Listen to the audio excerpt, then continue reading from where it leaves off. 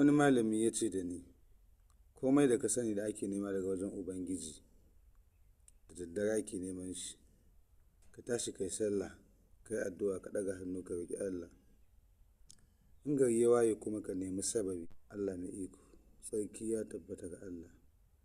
Wato shi malami ya ce mini, Ubangiji yana da izza, yana son lalle dole sai ka roƙe shi. Kuma gaskiya wannan magana ta sa haƙƙun ne. ‘Yan uwa, ɗan uwa, ‘yar uwa, mu tashi da daddare, mu yi addu'a. Ubangiji yana amsar addu'ar bayansa. Idan gari ya waye kuma sai mu nemi sababi. Allah Ubangiji ya sa mu wanye lafiya. Allah ya shirya da mu shirin addinin Musulunci. Allah ya ɗaukaka Musulunci da Musulmai.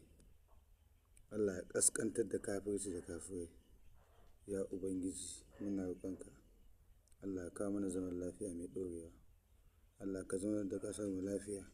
Allah ka zaunar da jihar mu lafiya. Allah ka zaunar da ƙaramar hukumar mu lafiya. Allah ka zaunar da garin mu lafiya. Allah Ubangiji ka zaunar da gidajen mu lafiya.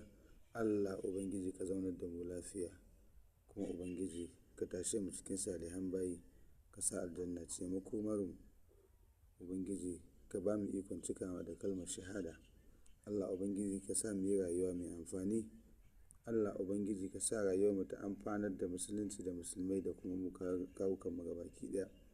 Allah Ubangiji ka sa mu zama maslaha wa addinin Musulunci da al'ummarmu. Allah Ubangiji ka sa mu fita kunya.